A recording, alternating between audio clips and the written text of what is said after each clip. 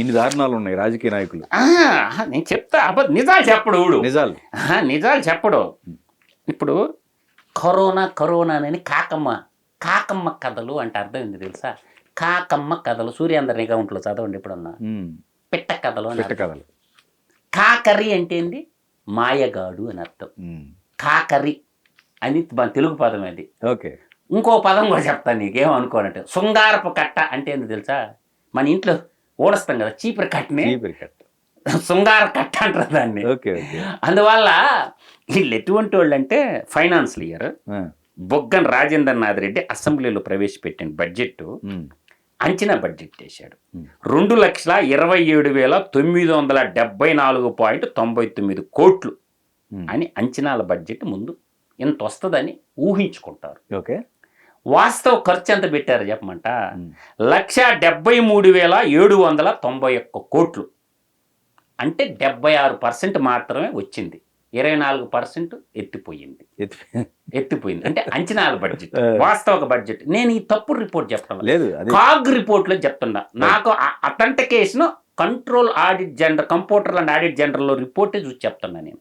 తర్వాత 2021 ఈ 2021 వచ్చేసరికి 2,24,789.18 కోట్లు పెట్టారు. ఇక్కడ చూడండి 1,87,101 కోట్లు వచ్చింది. అంటే ఇక్కడ అంతకుముందు ఇయర్ బడ్జెట్ కాడికి పెరిగినట్ట తగ్గినట్ట? పెరిగిందిగా. వాస్తవిక బడ్జెట్లోని పెరిగిందిగా. 83% వచ్చింది. అంటే కరోనా ఇయర్ అని తగ్గిందా పెరిగిందా? పెరిగింది బడ్జెట్. రాబడి కూడా పెరిగింది చూడండి. రైట్. తర్వాత 21-22కి వచ్చేసరికి ఇదే బడ్జెట్ 2,29,779 కోట్లు పెట్టారు అంచనాల బడ్జెట్. వీళ్ళకి ఎంత వచ్చింది? 1,91,594 కోట్ల రూపాయలు వీళ్ళకి వచ్చింది. 83% ఆ ఇయర్ కూడా వచ్చింది అంచనాల బడ్జెట్కి దగ్గరగా. తర్వాత 22-23కి వచ్చేసరికి 2,56,256 కోట్లు బడ్జెట్ పెట్టుకున్నారు. 2,40,509 కోట్లు వచ్చింది. 93%. వాళ్ళ అంచనాల బడ్జెట్ దగ్గర రీచ్ అయ్యారు.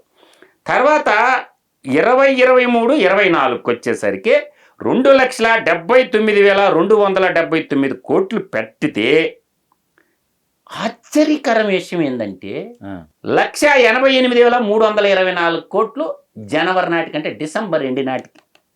ఇంకా 3 నెలలు ఉంది. ఏది? జనవరి, ఫిబ్రవరి, మార్చి. ఆ 3 కూడా కలుపుకుంటే దీంట్లోకి వస్తుంది అనమాట.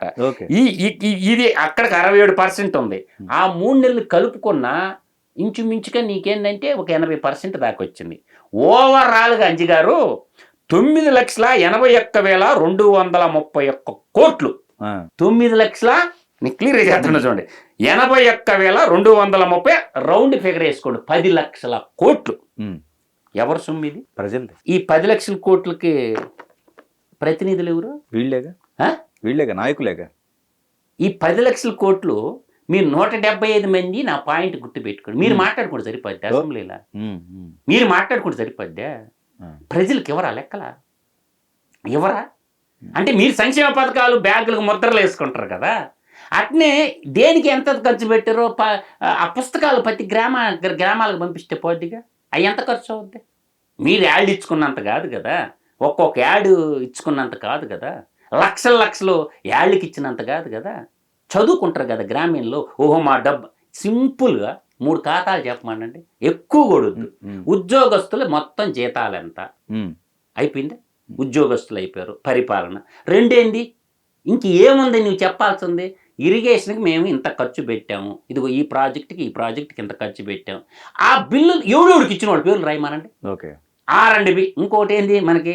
రోడ్లు R&Bగా. R&Bకు ఇదిగో ఇన్ని రోడ్లు, ఇదిగో ఇంత వర్క్, ఇంత బిల్లులు ఈడికి ఇచ్చినాం చూపించమానండి. ఓకే. మెడికల్ బిగ్గెస్ట్, అందరూ అనుకుంటారు కానీ ద బిగ్గెస్ట్ స్కామ్ మెడికల్లో జరగద్ది. ఇంకా 6 నెలల్లో ఎక్స్పైర్ అయ్యే ట్యాబ్లెట్లన్నీ గవర్నమెంట్ హాస్పిటల్కి పంపిస్తారు. అది ఒక పెద్ద స్కాము. మెడికల్ కంపెనీలు చాలామంది వాచ్ చేయరు కానీ వాళ్ళకి పంపించే డ్రగ్స్ మొత్తం. ఇప్పుడు మా గురువు గారు చెప్పేవాడు, అరే 3 నెలలు మ్యానుఫ్యాక్చర్ ముందుండే బతకరారనేవాడు నన్ను. ఓకే. ఎక్స్పైరీ డేట్ చూస్తారు అందరూ.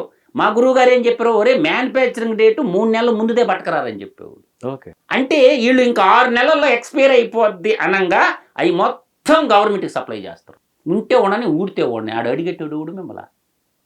అందువల్ల ఏంటంటే చాలా బిగ్గెస్ట్ స్కామ్ జరిగేది మెడికల్ డిపార్ట్మెంట్లో జరగద్ది. ఓకే. ఎప్పుడన్నా ఇడదల రజని ఆ వైద్య ఆరోగ్య శాఖ చేసిందిగా. మేము ఈ కంపెనీల కాడ ఈ మందులు కొన్నాం, ఇంత డబ్బు కట్టాము, ఇన్ని వాడినామని ఏ రోజన్నా చెప్పింది ప్రెస్ మీట్లా?